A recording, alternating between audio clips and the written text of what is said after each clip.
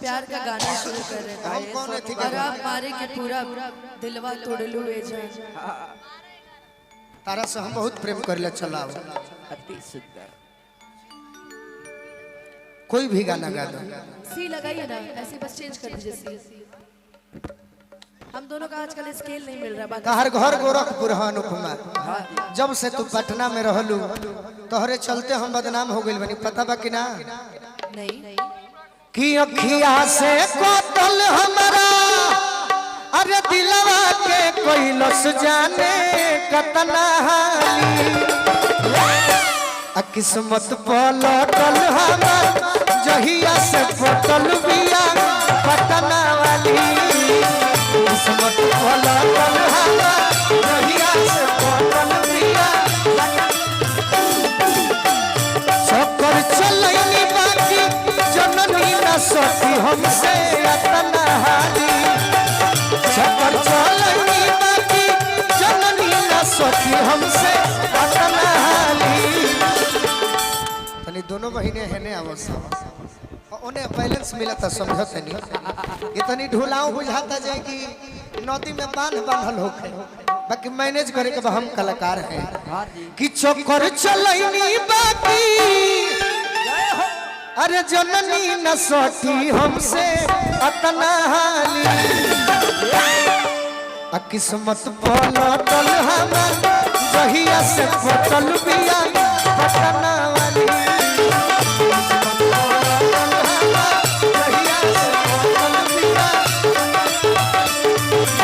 किस्मत पलटल हमार जहिया से पटल बिया पटना वाली।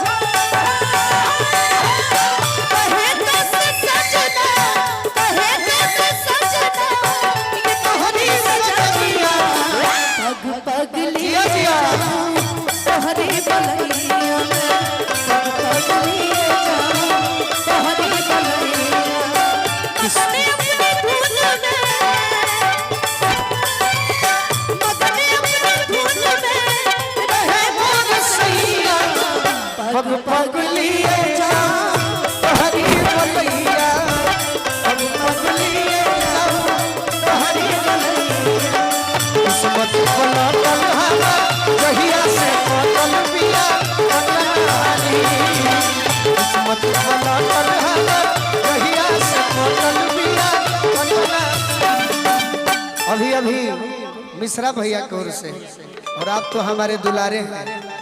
ये अनुपमा जानो तरु तोहरे बारे में कहनी कि सोना जस सूरतिया ओकर नजरी में गड़ल बा।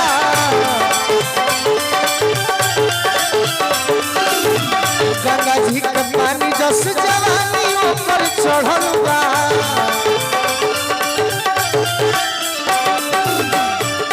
अरे कियारा शहर के ये हमारे एडी भैया है, बहुत बहुत स्वागत है। आरा शहर के उठवा कमर ले रहे उठ के लाली। आरा शहर के उठवा कमर ले रहे उठ के लाली। किस्मत पलटल हमार जहिया से पटल बिया पटना वाली। किस्मत पलटल हमार जहिया से पटल बिया पटना वाली। किस्मत पलटल हमार जहिया से पटल बिया पटना। अनुपमा तुझको ना देखी तो जी घबराता है, हे दीपा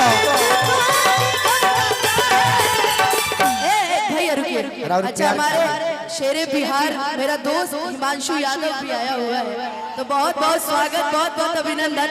देख के तुझको दिल को मेरे चैन आता है, देख के तुझको दिल को मेरे चैन आता है।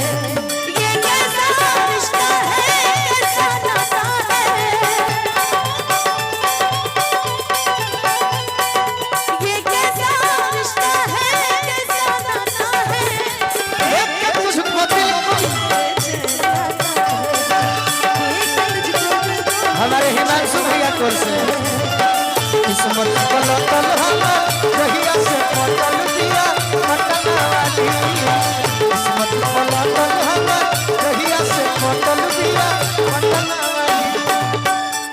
हमरा हिमांशु यादव जी बिहटा से हमरा बिट्टू भैया के दुलारे बड़ भाई गोलू राजा के बड़ भाई राजू भैया हमरा मिश्रा भैया कोर से जाजू भैया कोर से नमो बड़ा यूनिक के बा वेदांत भैया और मिश्रा भैया के ओर से अनुपमा कि दुल्हन बनाई वेदांत भैया दुल्हन बनाई बाजवाई बैंड बाजा के इहे रानी बने लायक बिया गोलू राजा